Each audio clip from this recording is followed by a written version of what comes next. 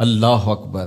ان پڑھ اور غریب ماں کی یاد میں انہوں نے بڑی خوبصورت باتیں لکھی۔ کہا عالی نسب ہوٹلوں میں کھانا کھانے میں وہ سرور کہاں جو چولہے پر بیٹھ کے ماں کے ہاتھوں سے پکی ہوئی چپاتیاں کھانے میں ملتا ہے۔ عالی جناب، حضرت صاحب، قبلہ عالم، کیا کیا لفظ بولے جاتے ہیں سٹیجوں کے اوپر، لیکن ان لفظوں کا وہ نشہ نہیں ملتا جو ماں کی زبان سے اوئے ببلو اور اوئے مٹھو میں رکھا ہوا ہے۔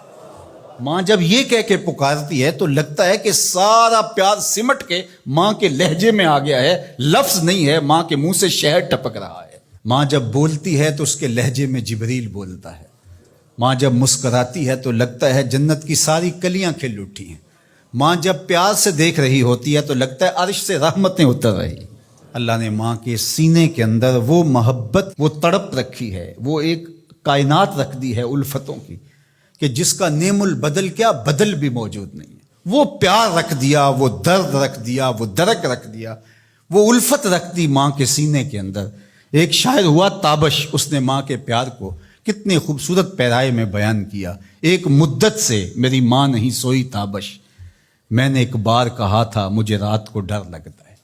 کہا ایک دن بچپن میں میرے منہ سے نکلا تھا امی مجھے رات کو سوتے ہوئے ڈر لگتا ہے، میں بوڑھا بھی ہو گیا ہوں، میری ماں اب بھی میرے بستر پہ پھونکے مارتی کہ میرے بیٹے کو رات کو ڈر نہ لگے۔ یہ ماں کے سینے کا پیار ہے، ماں کی الفت ہے، یہ ماں کی تڑپتی ہوئی ممتا ہے۔ اولاد کے لیے وہ دکھ بھی جھیلتی ہے، تکلیفیں بھی سہتی ہے۔ غریب مائیں لوگوں کے گھروں کے برتن بھی مانجنے پڑیں تو اس سے بھی گریز نہیں کرتی۔ شہر میں آ کر پڑھنے والوں بھول گئے ہو کس کی ماں نے کتنا زیور بیچا ہے۔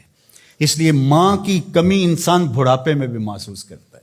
کبھی ایسا نہیں ہو سکتا کہ انسان کہے کہ کوئی بات نہیں اب میں بڑا ہو گیا اب مجھے ماں کی کمی محسوس نہیں ہوتی۔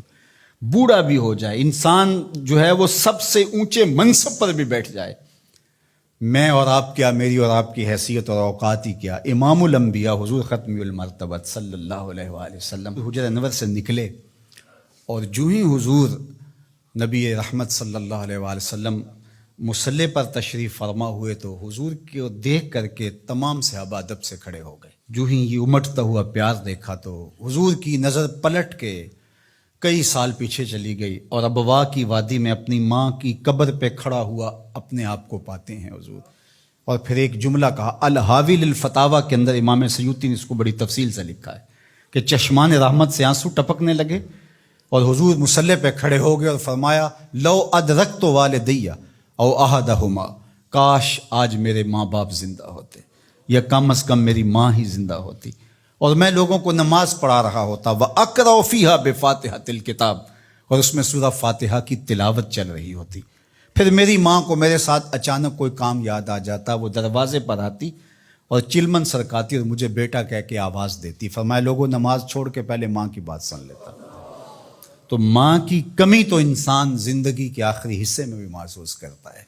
پھر اس سے بڑا منصب کس کا ہو سکتا ہے جو امام الانبیاء کا منصب ہے؟ اتنا بڑا اعزاز کس کا ہو سکتا ہے جو خاتم المرسلین کا اعزاز ہے، جو محبوب خدا ہیں، کونین کے مالک ہیں، لیکن ماں کی کمی کو وہ بھی محسوس کرتے ہیں، ماں و شمع کی شمار میں ہے۔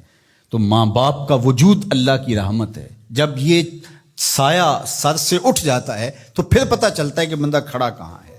جب گھنے درخت کے سائے میں بیٹھا ہو اور وہ درخت ساری دھوپ اپنے پتوں میں جذب کر رہا ہوتا ہے اور نیچے بیٹھنے والے کو چھاؤں فراہم کر رہا ہوتا ہے، اور اس سے نہیں پتہ ہوتا کہ جو مجھے چھاؤں دے رہا ہے وہ خود کتنا جلس رہا ہے، لیکن اچانک جب سایہ ہٹ جائے اور بندہ کڑی دھوپ میں آ جائے پھر اسے احساس ہوتا ہے کہ وہ سایہ کتنا غنیمت تھا۔